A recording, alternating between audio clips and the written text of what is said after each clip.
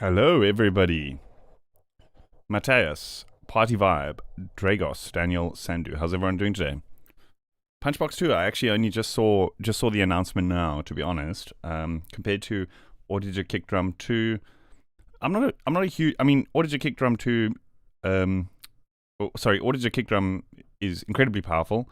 But I find like the interface is a little bit of a drawback. Exu, Zenoben, how's it going? How's everyone doing today on this fine Friday? Daniel, Colin. I personally prefer the workflow in Sonic Academy's Kick 3. It's just so advanced. There's so many different options that you can go with. I know I've done several videos. Maybe, I mean, I wouldn't really call them like controversial, but quite a lot of spicy comments about cloning the kick drums and that kind of thing. But just apart from that, even just creating kick drums from scratch in Kick 3, super good workflow. The interface is very easy to read, very easy to use. So it's kind of what I've stuck with. Punchbox 2 does look very cool for the more experimental side of things, maybe like more techno kick drums and that kind of thing. Stuff where you want to use more processing. So for me, generally, I like just the clean kicks, you know. But I haven't looked too much into it, to be honest. So I can't really. I don't want to compare them yet, but I definitely will be looking into it for sure. So I've actually started something here. Malogify, how's it doing? I want to make a bass and a kick.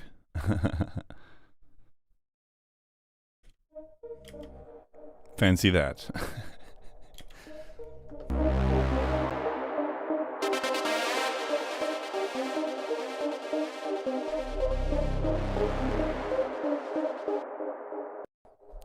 I actually also want to think about a key.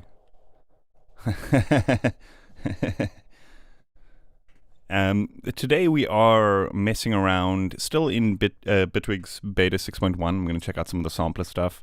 But I'm starting a Psytrance track from scratch. Reason being is I don't like to open up old projects or projects that I'm working with prior to beta, just in case there's anything that goes wrong, and then I can't reopen the project. I know I could do the whole save as thing, but sometimes it's just easier to start from scratch, right? Less stuff in the balance. So, I actually had the thought. So often, when doing vocal chopping and that kind of thing, figuring out the notes when using samples from different locations or different sound banks and that kind of thing, figuring out the notes of the stuff can be really confusing. And then it kind of dawned on me that Bitwig's new sampler kind of does that all. It does that all automatically. So we're going to try have some fun with that. I know last week we got a little bit experimental, so maybe this week we'll try kind of give it more the sort of more normal context of the tracks and sounds that I would usually use, right?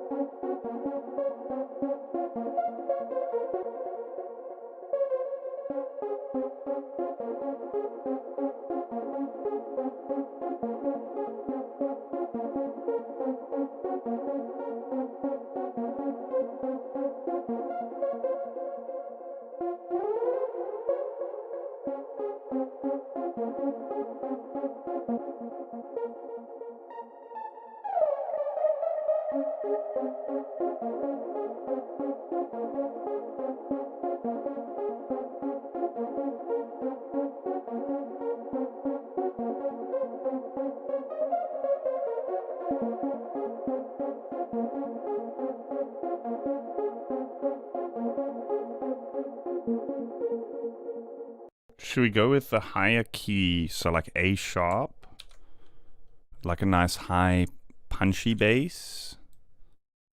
Because it is kind of like an uplifting melody that we have going on here, so I think that could work. Nice A sharp vibe.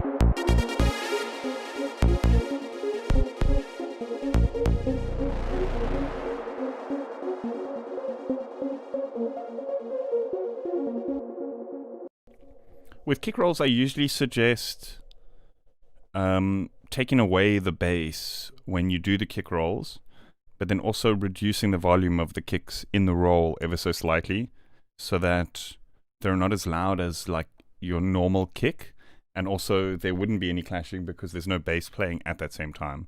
So you kind of avoid any processing or anything like that by just sequencing it in such a way. Do you know what I mean?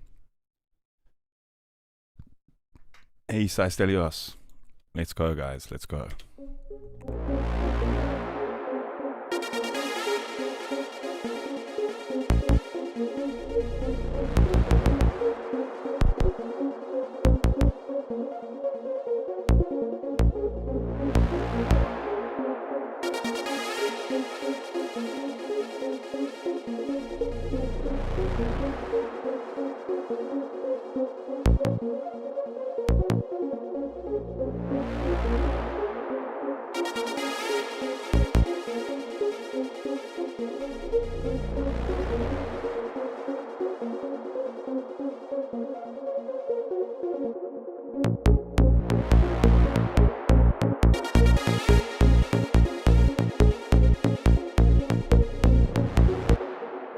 Oh, that groove works nice with that melody. It kind of just happens to be on the same spot.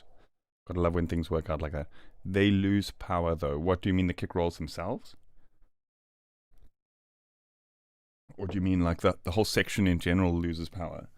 Because ideally, if you think about like the power, the parts of a track, right? Let me just pull up scientific method over here. Let's say, for example, we have track playing here, kick and bass sounding all good, all mixed nicely and everything, and then suddenly you have kicks coming in on top of the bass. Suddenly there's more power in this part, and then it's going to go back to this part here, right?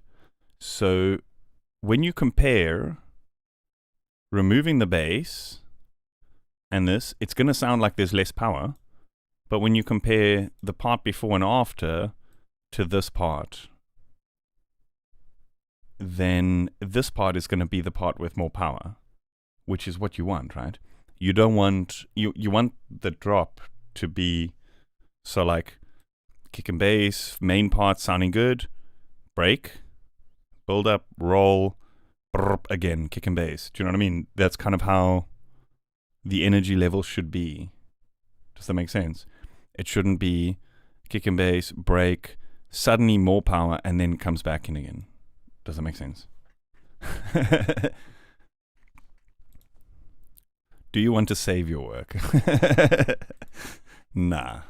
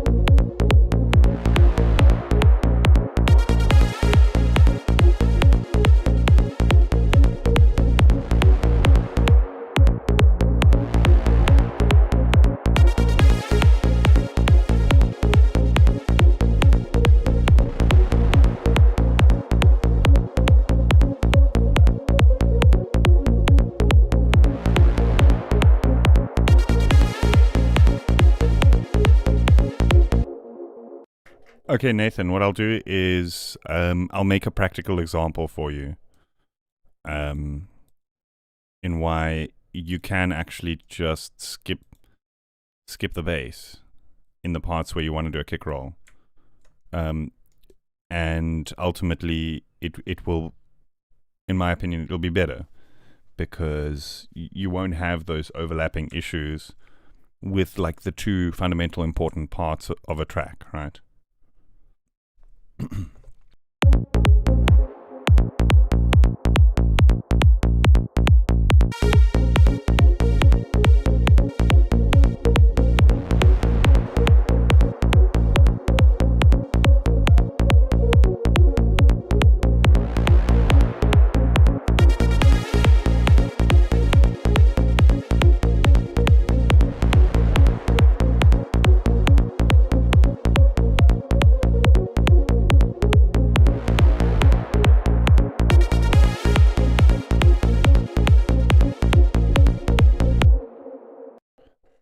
Okay, I think I'll actually have to render the kick out because then we load it into a sampler. We can do velocity stuff. I think that'll actually be better. Let me just have a quick look at the tail here quickly. Just fix that up a little bit. By the way, I recently did a seminar / masterclass type of thing that's available on Patreon with fundamentals, sort of really easy to apply knowledge on how to make kicks from scratch. So you'll be able to. Does kick 3 have control over second and third harmonic like Kick Ninja does? Yes, over here. Oops. So this section here, we can change both like each gain of each harmonic, but we can actually also choose the ratio and the decay. So it kind of has a built-in additive synth kind of thing going on as well.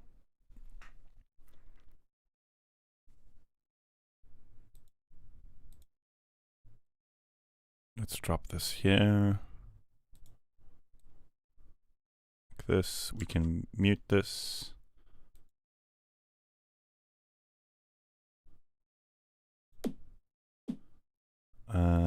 Oh, it's because C1 is in the name, so Bitwig is automatically trying to pitch shift it.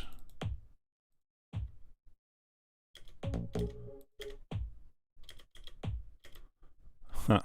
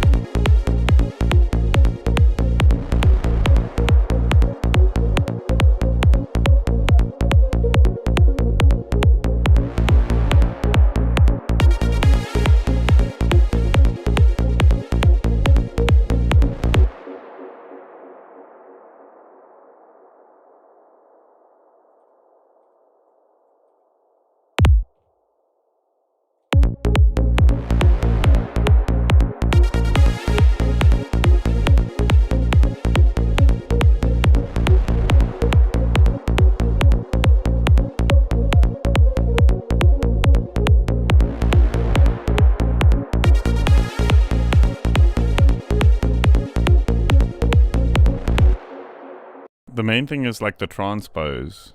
So if you just turn that off, it's going to play it no matter what key you press. It's going to play it at the original sound. And then there shouldn't be any any other stuff being applied.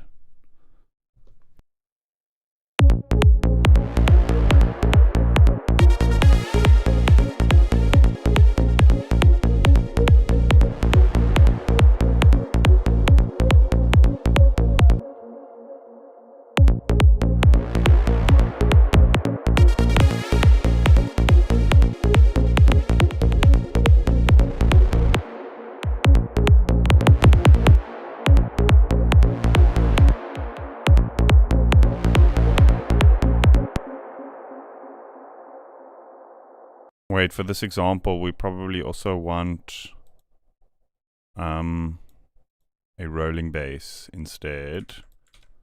So let's just go boom, boom.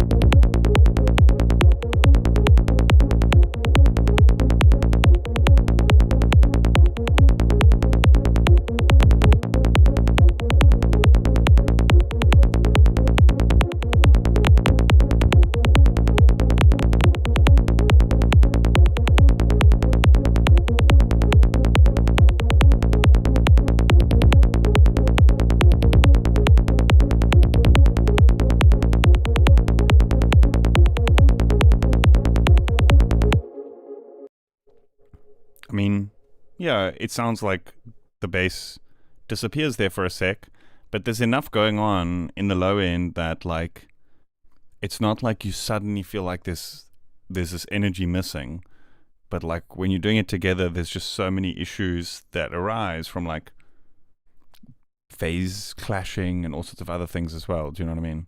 Just like muting the part of the bass where that happens.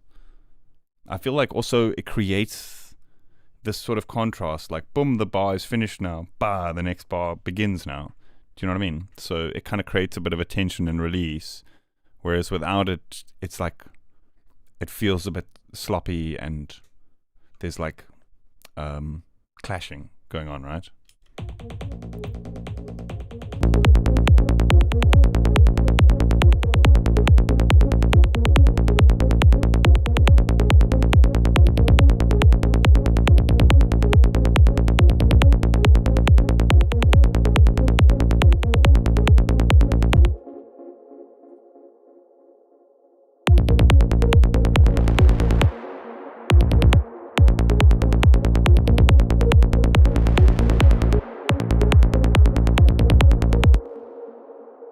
It's almost like now we're giving this part like the priority in terms of the energy. It kind of like builds and then it drops back with a lower energy.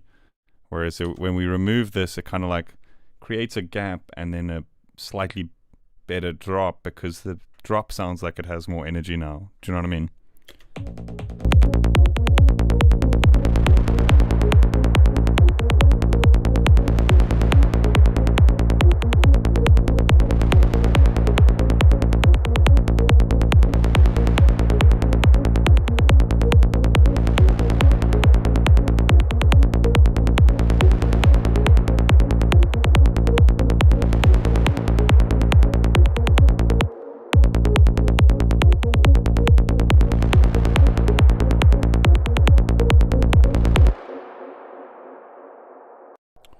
I don't know though, like I if you listen to a lot of Goa, like the bass and the kick skip beats, like they juggle. And so like I don't quite agree with that. It's just like you have to really, really listen for it because the mix downs aren't as crystal clear as they are nowadays. So sometimes it felt like there was like a build up in the low end and that kind of thing. But like if you really listen, you can hear the kick and bass doing juggling stuff just like that. Do you know what I mean? So like for example, if there was a part which did like a kick here, then they would, in that instance, then remove the bass note in that part.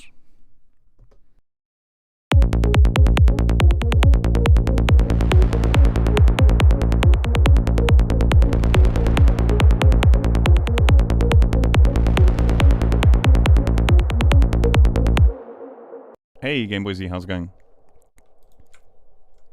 Trust me on that. Trust me, it's just gonna sound better if you just rather just don't overlap the things. You know what I mean? Even if it sounds like the olden days they did that, like I'm pretty sure most of the time they didn't.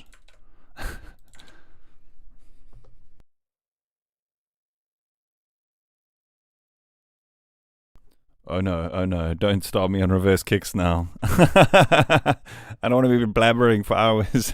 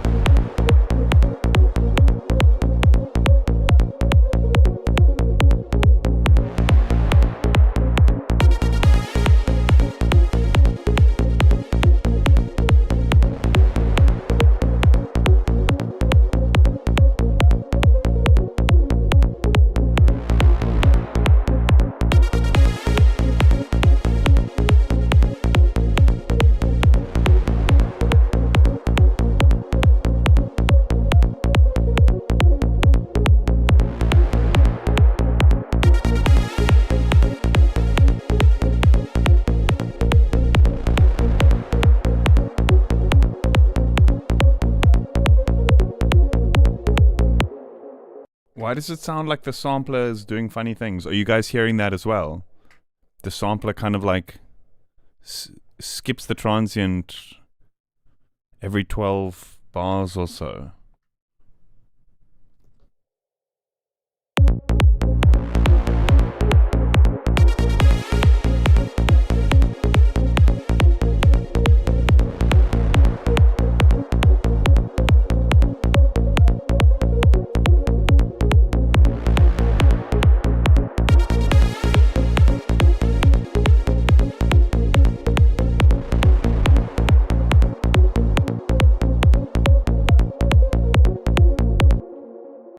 No, it's not the transient. It actually it kind of loses its sustain or something. That's so weird. I wonder what's happening.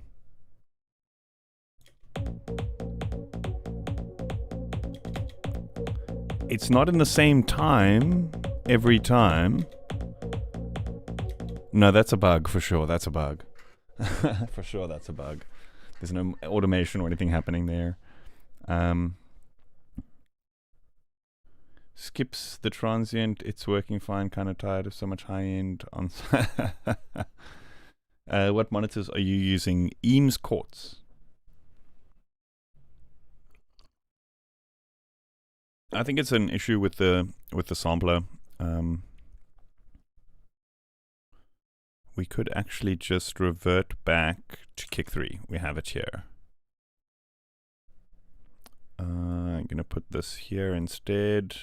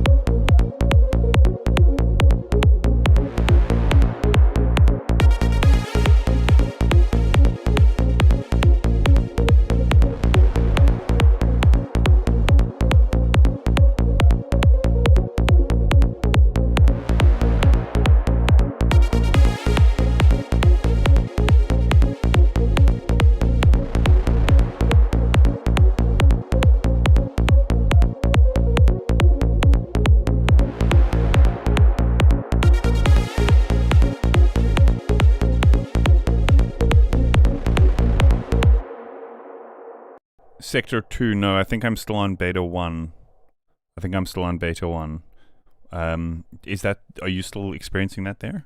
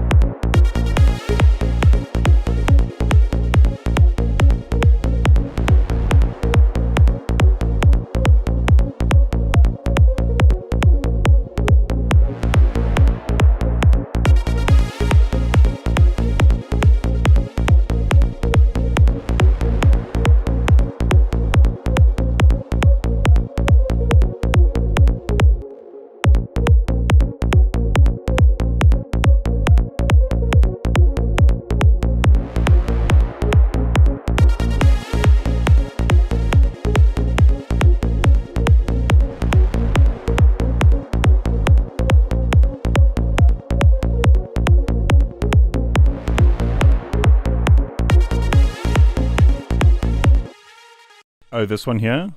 Serum's delays are sometimes a bit weird like that. Like, I don't know. Like, I often end up actually just muting it and using the Bitwig delay, but like when I'm just finding presets, I'll just go find it. And it says here 1/4 dotted ping pong, but it doesn't sound like a 1/4 dotted ping pong, right?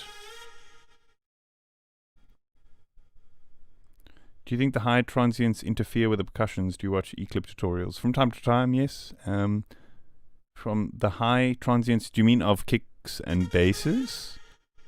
I mean, the thing is that, like, those are the prominent parts of your track. So I would say you probably want those to be the transient heavy parts, right? Like the kick and the bass. Percussion is kind of like a supporting element. And often it's just happening like in the higher frequencies anyway, so I don't find too much issues in terms of like the clashing.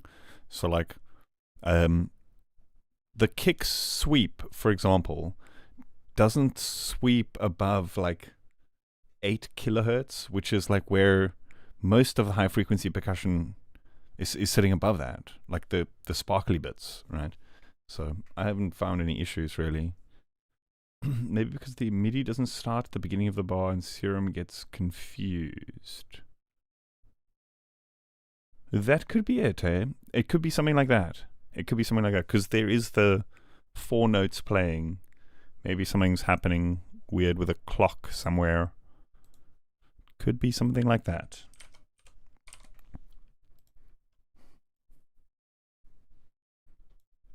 I just used a delay after.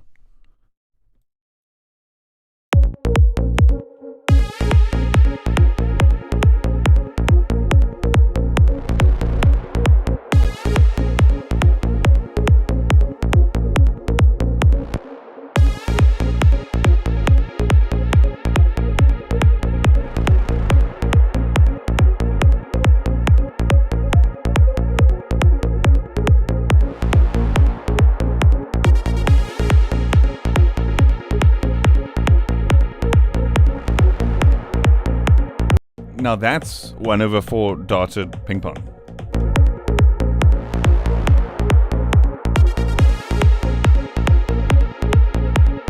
No, wait, that's 1 over 8. Hold on. This is confusing me, because this is 1 over 8, right? But the 1 over 4 dotted in Serum sounded faster. Weird. I don't know. I think maybe these things just handle ping pong differently. Oopsie, am I speaking too loud? Is the mic too hot? Because the older Serum delay, the ping pong there was like really weird, and now in Serum 1, and now the new Serum 2 ping pong, it's like weird, but in the opposite direction. It sounds more like ping pong, but like the timing is kind of different to what I'm used to. I don't know. I don't think it's a bug though. I think it's just like, it's just the creative choice, right? I don't know.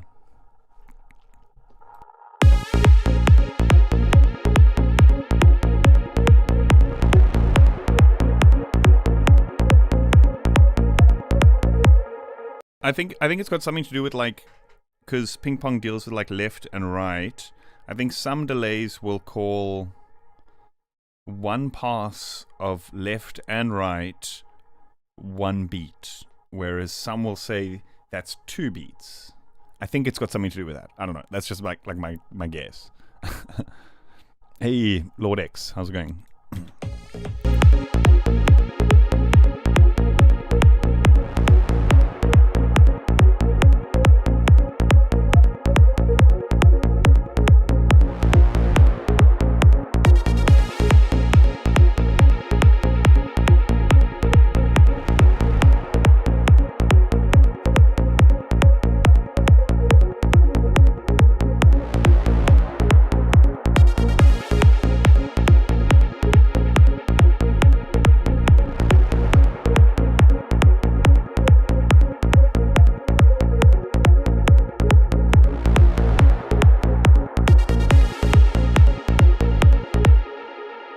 Oh my word, guys, the FIFA. So like, I'm not too much into sport and stuff, but like, it's good to see like South Africa do so well, like for the first time in soccer. I mean, like, I think it's, if I'm not mistaken, the first time we've actually made it out of the group stages, and it was totally unexpected because we were up against giants. Crazy stuff.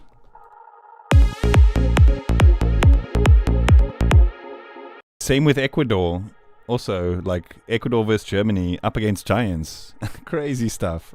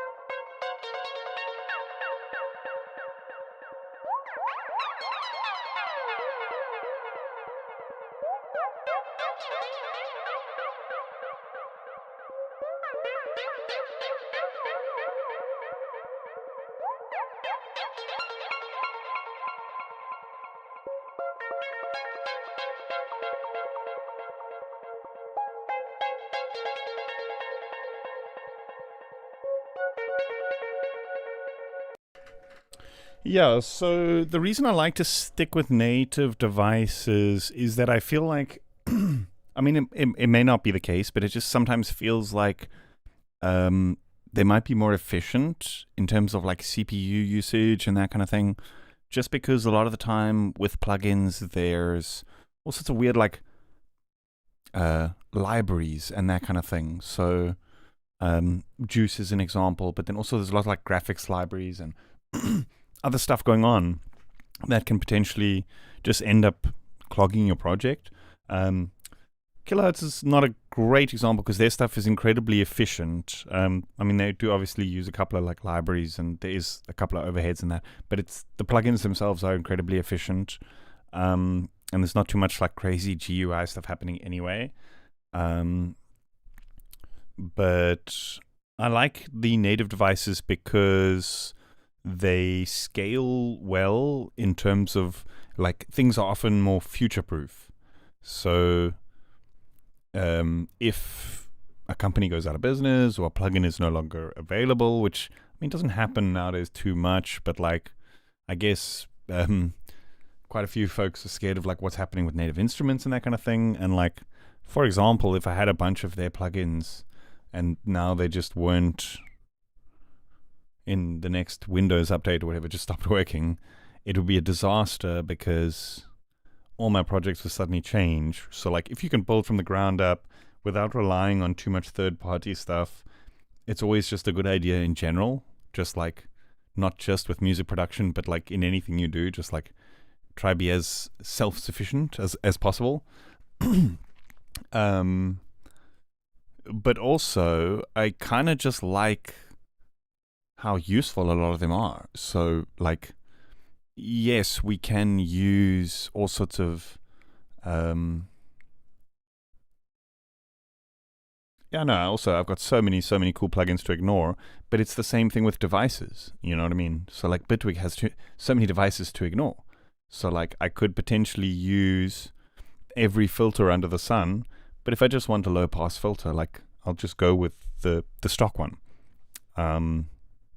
You know what I mean? Because, you know, if I was now wanting to sort of sculpt some more experimental filter movements and that kind of thing, I would go with something like Filterverse because I like how the modulation system works there, right? So I guess I end up picking tools more for their function as opposed to like a nostalgic thing or a hype factor or anything like that, right? I'm not just going to use the coolest filter because I just need to do a low pass, right? I end up using those cool filters when I specifically need to do those cool things, right? Yeah. And then again, just then being able to, like, all of these are now native devices. I can group this and share this, or drag and drop it into another PC or another system or something like that. It's just always going to work. You don't have to depend on what plugins are loaded and that kind of thing. Very cool.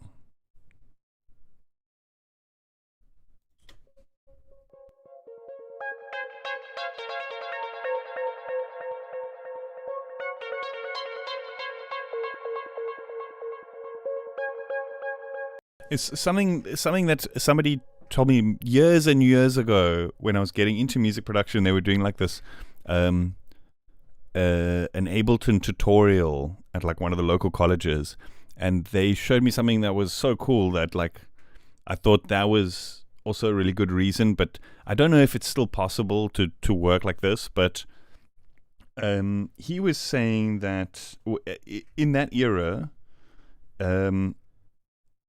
if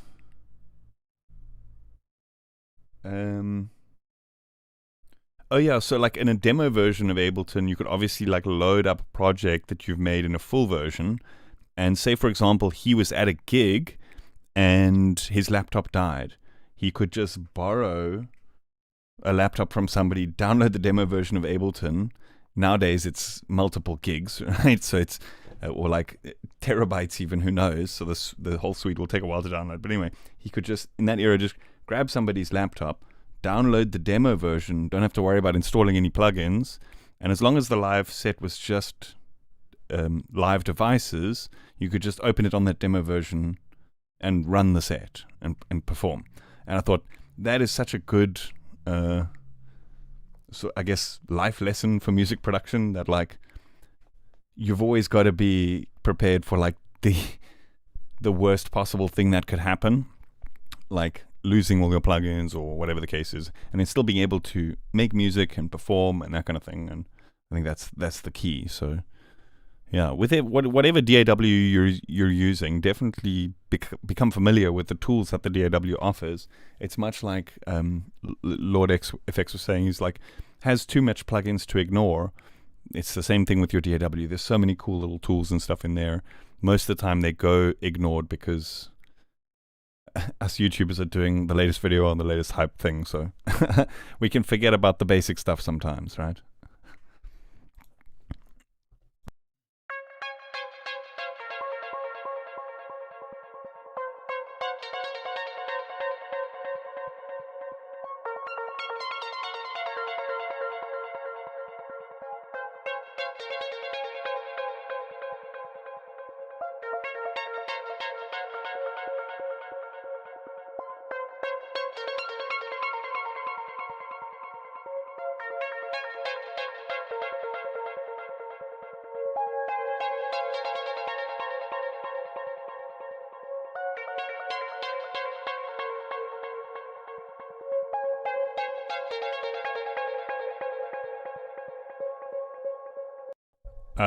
Thierry asked the question. I missed that one. Why do you choose the LFO? I guess maybe I answered that a little bit, but in this example, it's a bit more specific in that I knew I'm maybe not gonna. Has my internet cut out again? Is it doing this thing?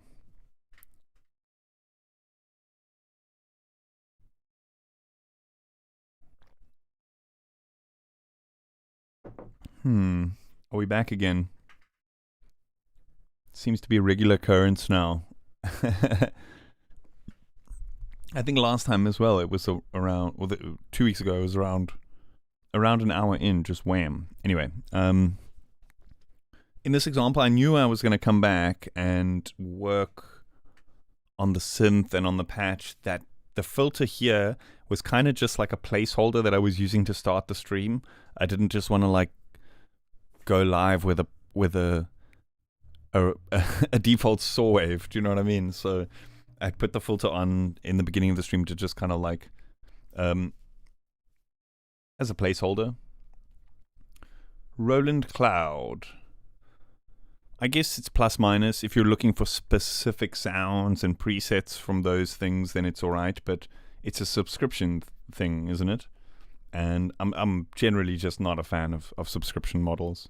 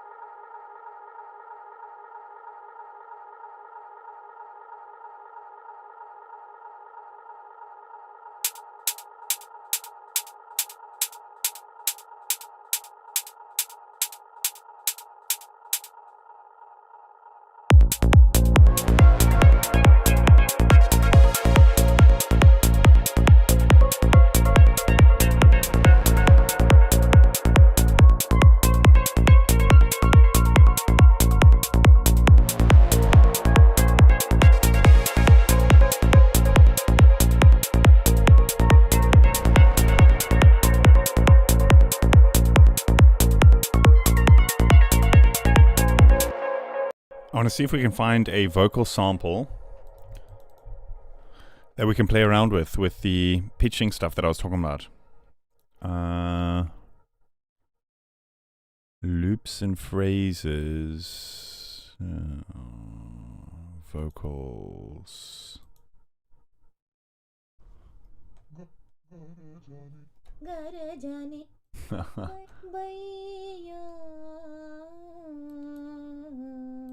I think that's going to be interesting because there's a lot of pitch stuff happening in this sample. So let's see. Sampler. Just throw this in there.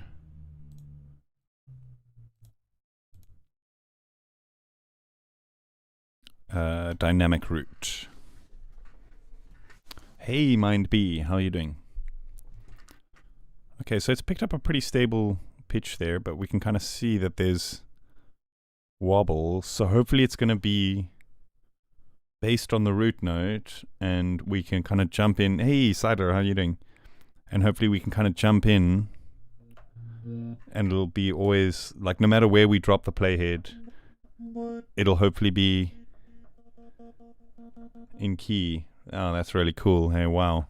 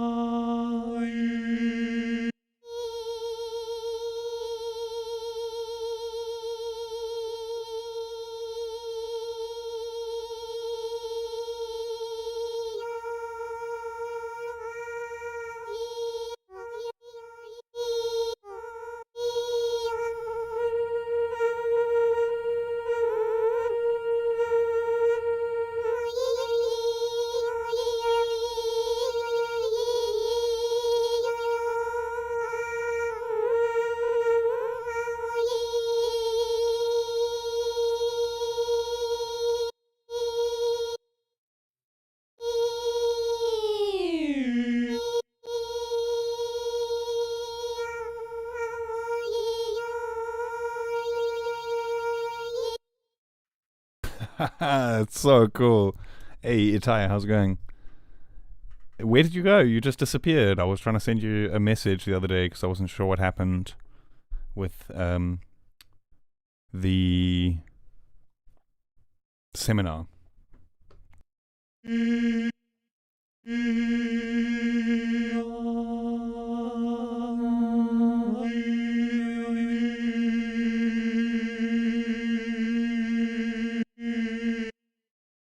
I think, yeah, maybe what we can do is we can choose some slices and then or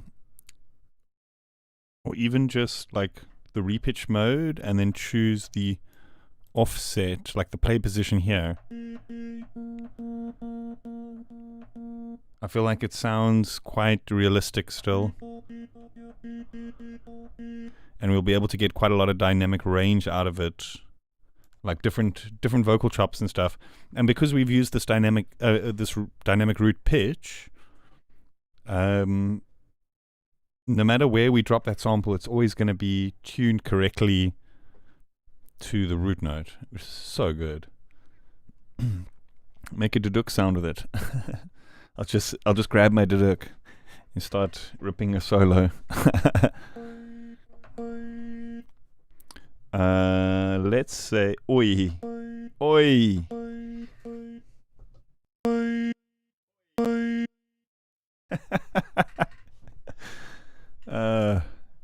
We can do velocity to this, and then we can sequence the velocity.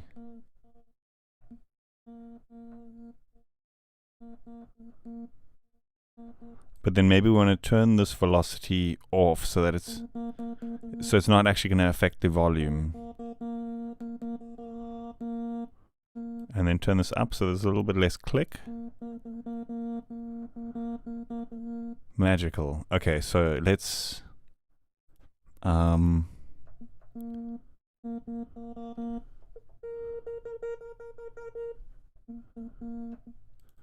yeah, let's maybe go lower. Amazing. Bye.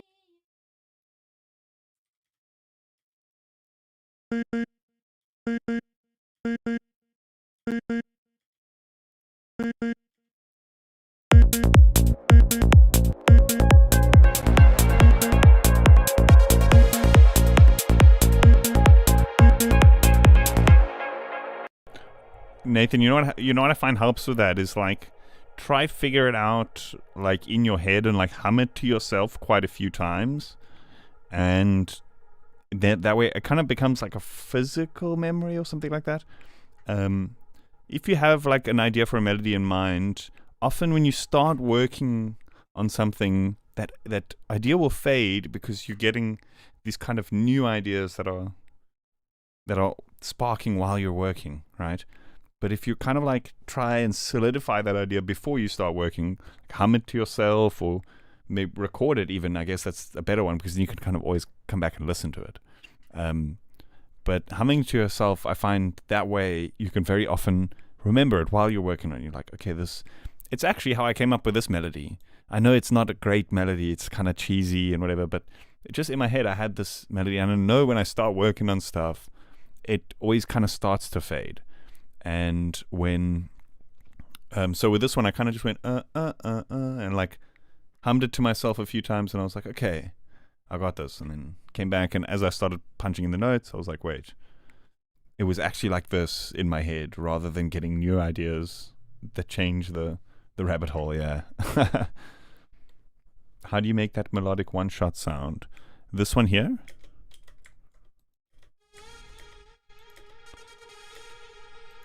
I think this one is a preset,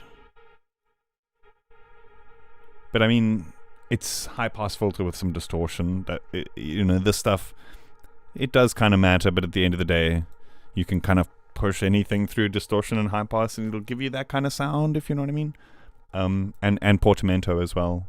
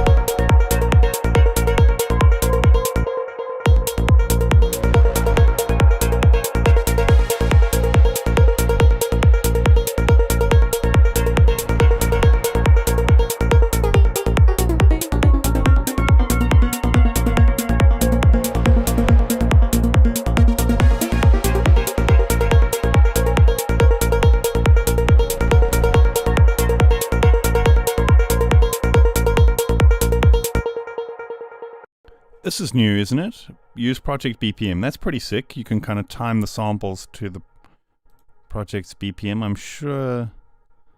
Holy. And it's got a dynamic... What the fuck? Okay. That is sick. So you can basically load a sample. It's going to dynamically read the BPM and then shift it to fit the track. I think that's what the setting is doing, because here we can turn that off and set the actual BPM of the sample, or we can... that is crazy. I don't even know where I would use that. Like, say, for example, you recorded somebody playing something and it's completely out of time. It would attempt to put it back into time. That's wild.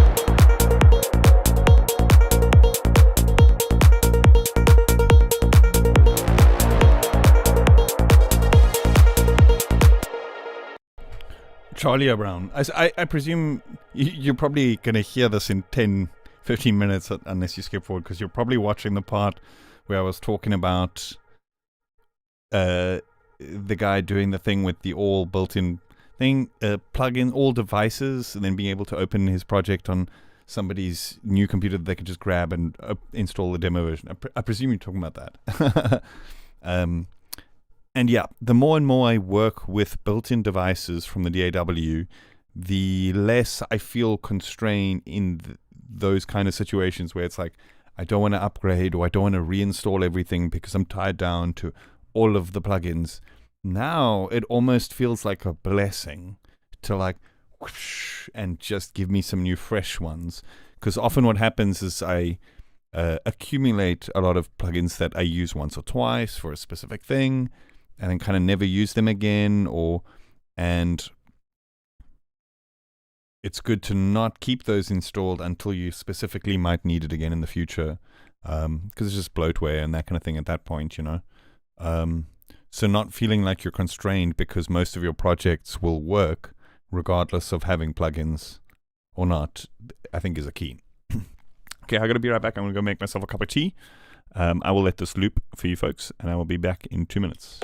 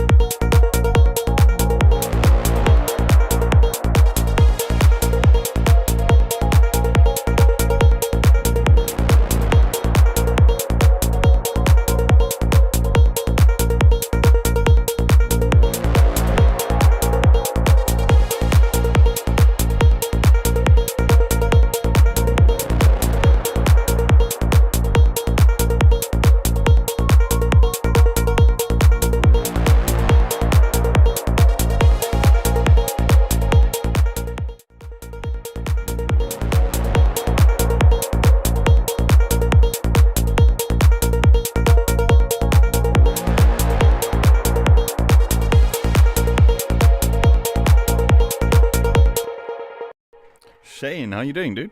It's been a while. Sunil, very, very nice. Very nice. You are going to have a lot of fun with that thing, man. Takken, how's it going? How's it going? How's everyone doing today? Let's create a variation part, shall we? Maybe something that's... We've got like the melody in this part. Maybe we can create something that's kind of like a bit of contrast, more like straight groove.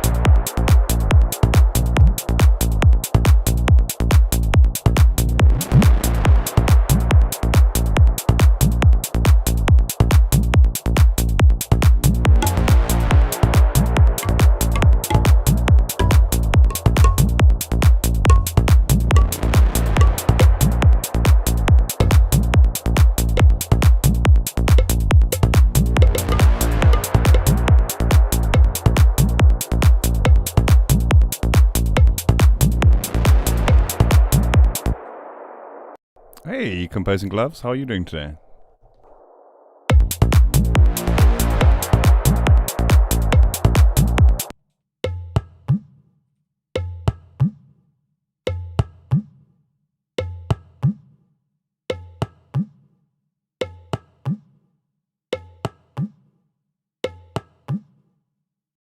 So, like, the thing I often struggle with tablas is, like, I love the sound of it, but, like, the pitch, I always struggle to, like, mix, because I think the pitch of the tabla changes, if you know what I mean.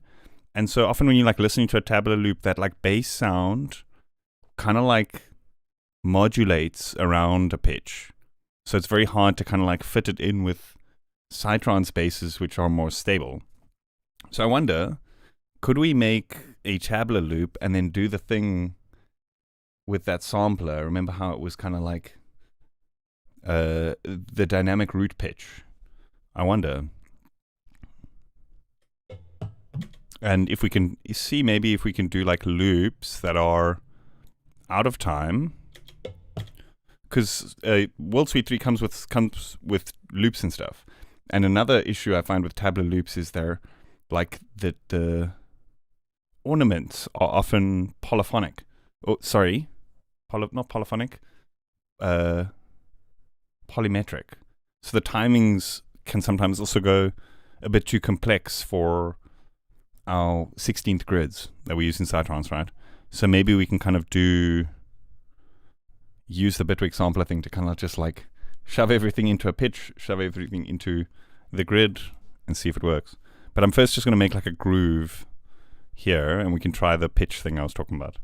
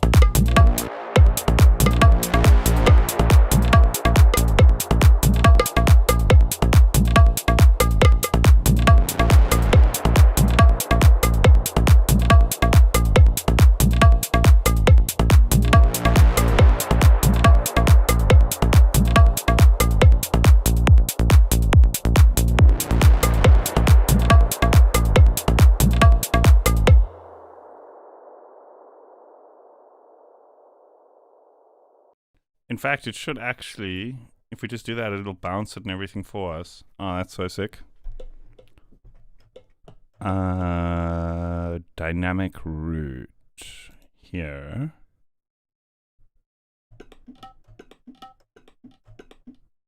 Oh, okay, so it's now shifting the speed as well. Should we do this? And holy. So the speed is dynamic as well. So it shifts the pitch. How does that even work? In like an audio sample, how does it shift the pitch without shifting the time?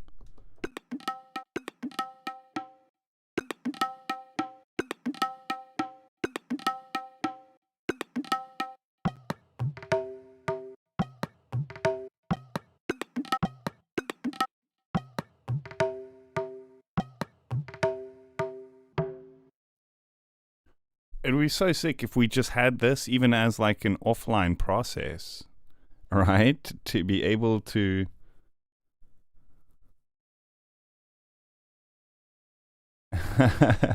yeah, man, UVI World Suite, it's kind of like my guilty overused sound library. It's just so good. It keeps giving. Like there's so many sounds, so many different inspirations, like different regions and stuff. So it can always give you that extra little bit of like acoustic vibe that, you know, we often struggle with just raw synths and that kind of thing. So I love it. It's so good. But imagine having this as an offline process where you just take a sample, just poof, put it in there and make sure that everything is the right tempo and key without then having to resample it out of this. Right?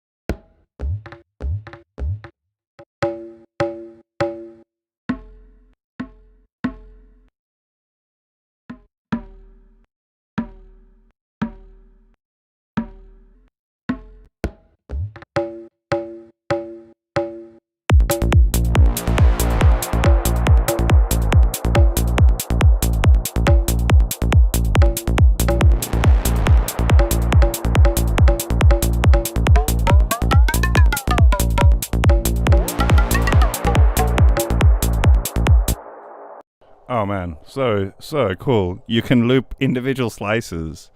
There's a loop mode for slices. Ah, I love it. I love it. I love it. So we can then do Oh wait, holy. Is this some slices? Oh wait, they're all looping. I don't know why some are green.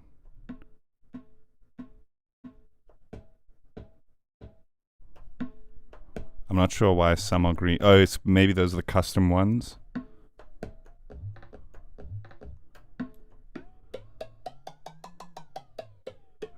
That's so sick.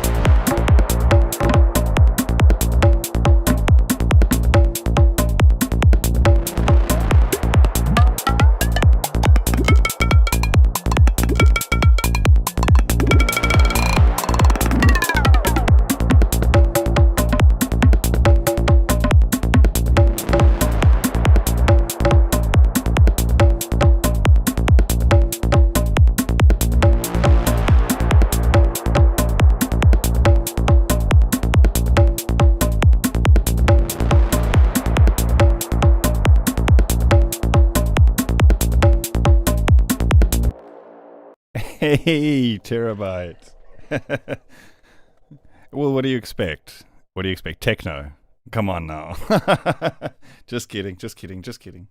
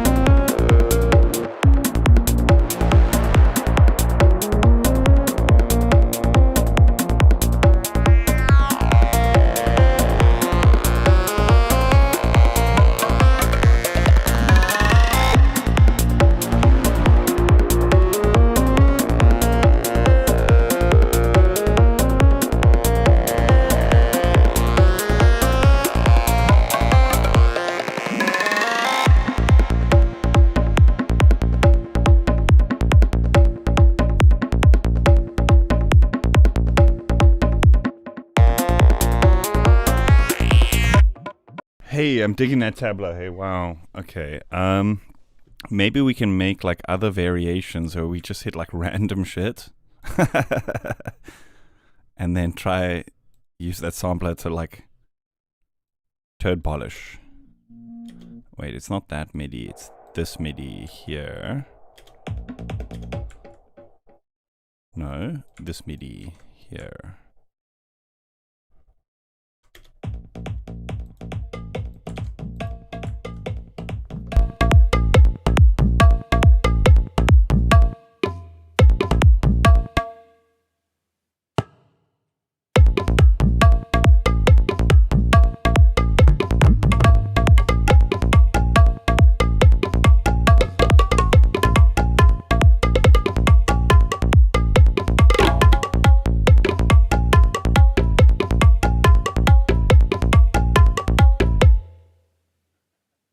The most ridiculously bad sounding.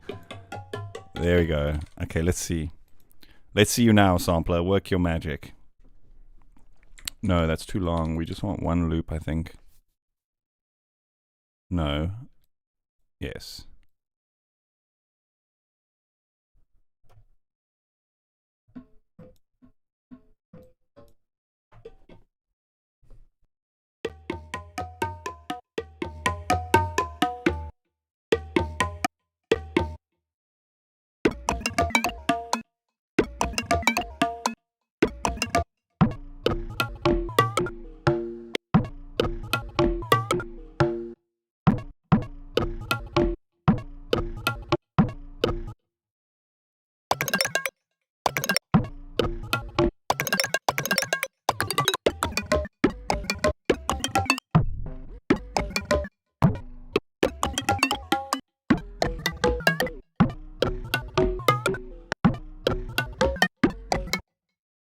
No, sampler was just like, no, not this time.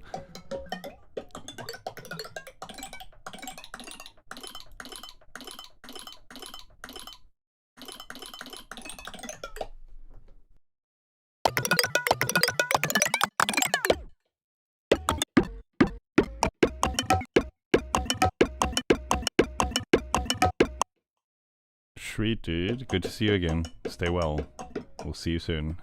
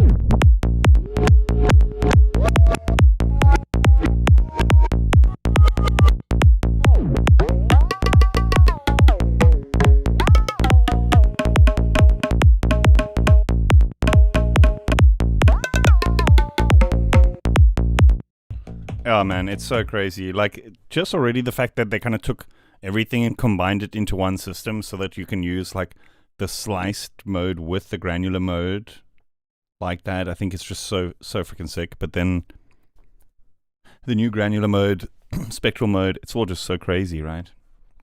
But like at first when I looked at it, I was like, wow, it's cool for experimental stuff. But I didn't quite wrap my head around like the more useful stuff, like just pitching vocal samples to correct keys and all sorts of stuff like that. It's just super useful. Should we find another vocal sample? Maybe we can find one that's like closer to the root pitch that we're looking for. A sharp.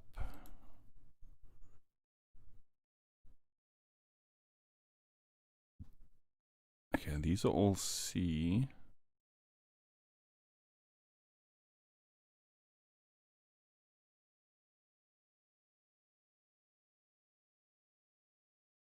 B flat is close. Actually, B flat is A sharp.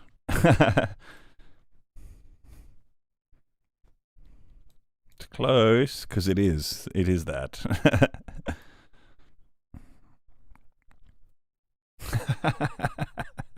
Yeah, man, I love that. I love just creating like the wacky sounds.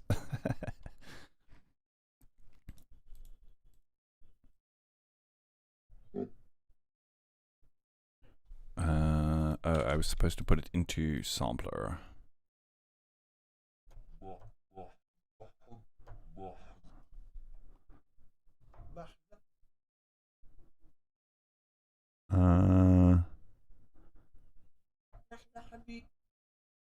Let's go with spectral for this one and freeze, so we can kind of like grab.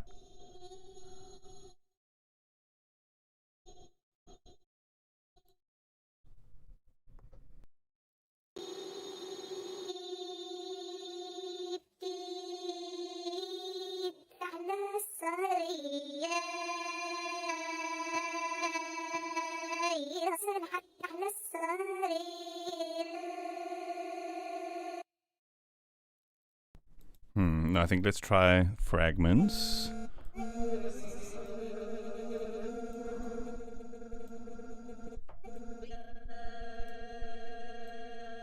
Yeah, we can get like more of a sustained vocal kind of effect, I think, this way.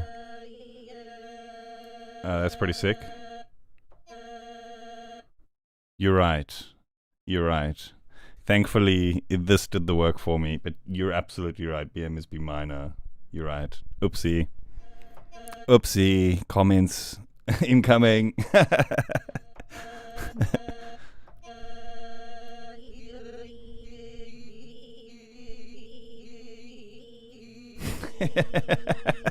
That sound.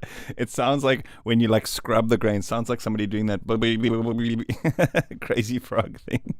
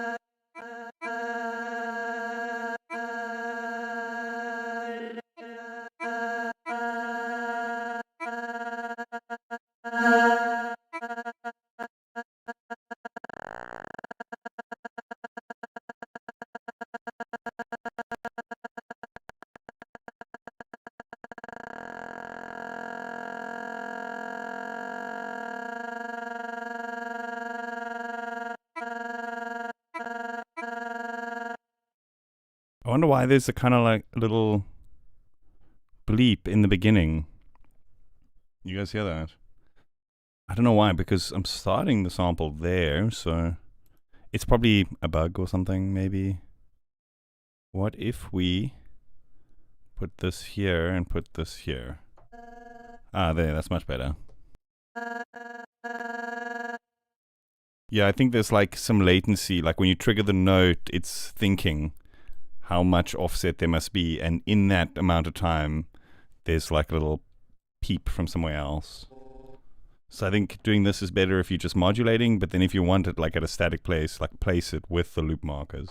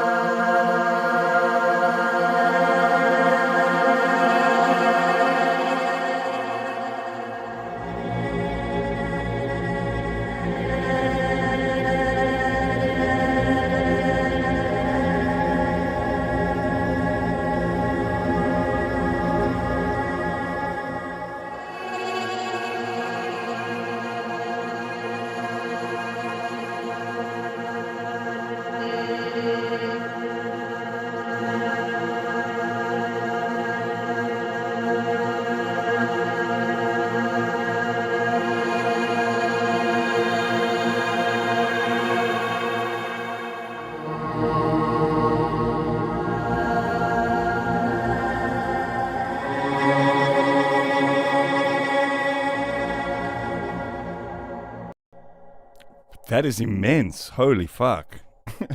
Just take a sample, make a choir. That is crazy. That is crazy.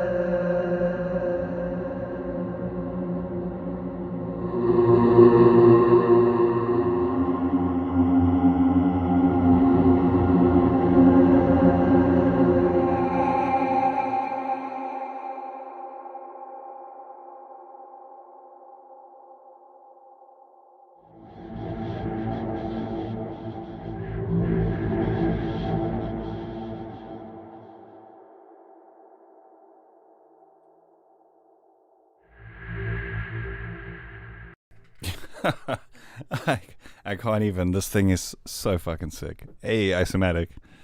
Imagine now what we're going to do. Random, note on random. Okay. And what the note on random is going to do is it's going to generate us a new play position each time it receives a note on.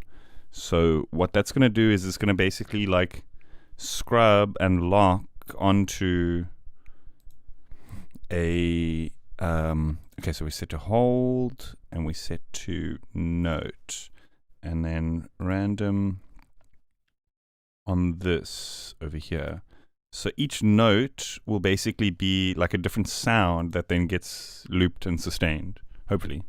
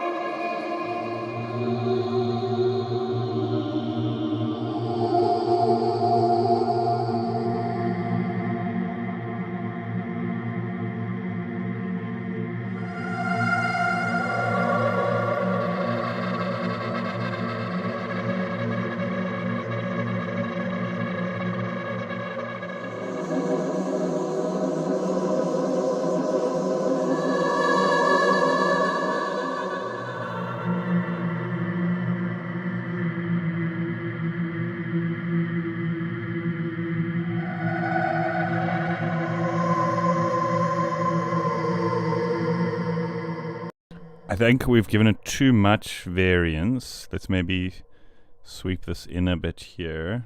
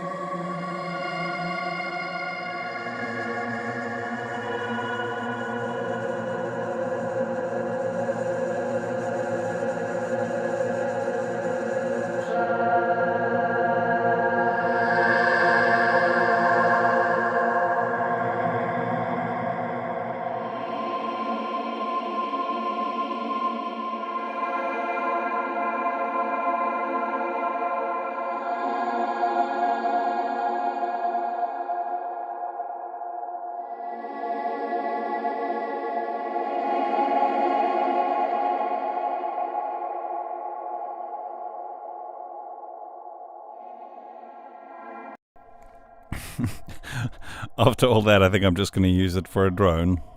Yep, just a drone. Single note with a whole 32 bars. Something like that.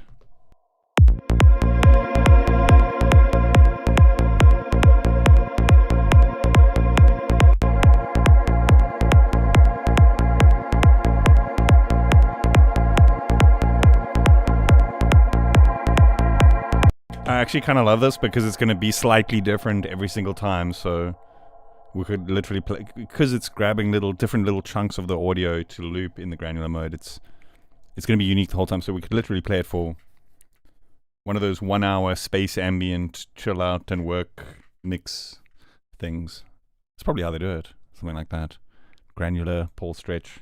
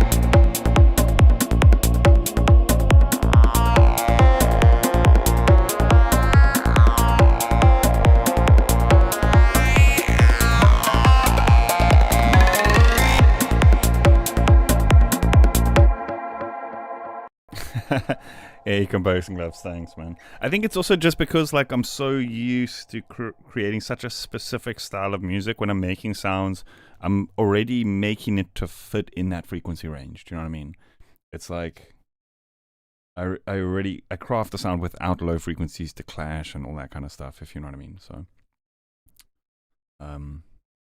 it definitely helps to have a lot of experience just specifically on this genre, because you kind of know, okay, this sound, it's going to fit, because you already know the outcome before you start building the bigger picture, right?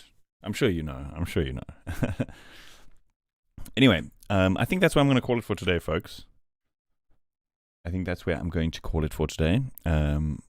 we had a couple of really cool breakthroughs there with the sampler, like notice of like realizing like how useful it can be, not just for the more like experimental harmonic formant stuff, but just for like everyday, just sampling a vocal, sampling a drum, you know, and just getting it to fit nice in the track, right? Because at the end of the day, the experimental stuff is great and it helps create more dynamics to your overall arrangement, like little bits here and there. But it's those everyday techniques, like sampling the drum or sampling the vocal, that you use in so many tracks that it's going to really, I think, I hate to say it, it's going to change the game. It's going to be a game changer. Oh gosh. I can hear my dog wants to go outside. My dogs are letting me know. And they're like, okay, time to go outside. Okay, I'm going to let this loop once or twice for those who want to stick around and have a listen to what we made so far. Don't forget, if you want to support me, the best way to do so is Patreon. Check out my stuff on my store. I've got Serum presets, samples, Vital presets, Bassbound presets, the works, masterclasses, all sorts of stuff. Otherwise, Patreon, bunch of perks there as well. Anyway, thanks so much for tuning in. I will see you guys soon. Have an awesome weekend. Bye-bye.